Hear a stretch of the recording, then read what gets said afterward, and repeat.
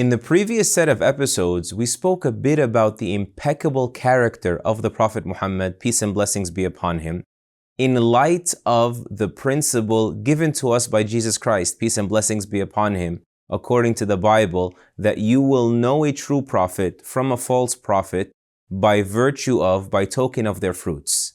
And so we wish to pivot now for the next few episodes to another blessed fruit harvested from the call and ministry of the Prophet Muhammad, peace and blessings be upon him.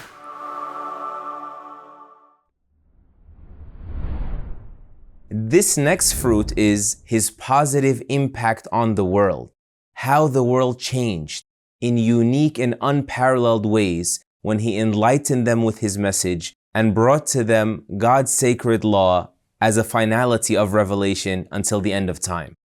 So it further proves the prophethood of Muhammad, peace and blessings be upon him, to simply consider, what did this man accomplish? And were these achievements truly extraordinary or simply overrated and blown out of proportion by his admirers?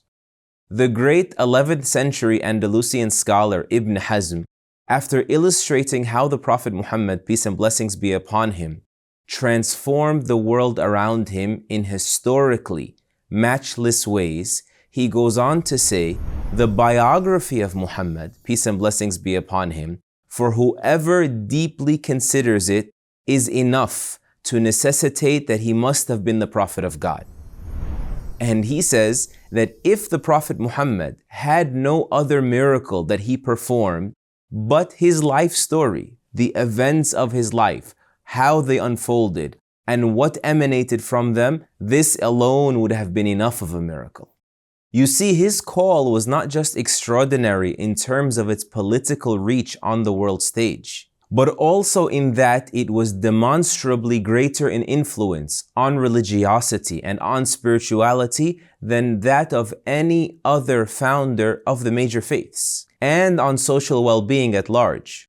So Jesus Christ, peace and blessings be upon him, was a tremendous spiritual figure, but he was never a statesman or a general. Alexander the Great and so many other iconic political leaders in the course of human history were not heralded for their moral contributions or their spiritual motivations.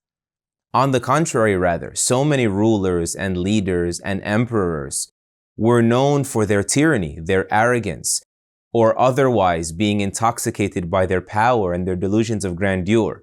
But the Prophet Muhammad was unique. There was something different about him.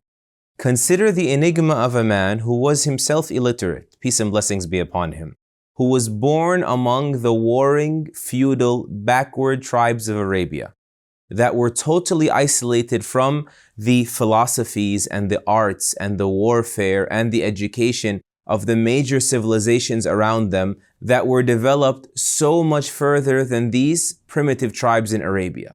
And yet this same man steps forward, seemingly overnight, and transforms the face of that entire region, and soon far more beyond that, with a call whose profundity and its reach and its permanence remain peerless until today.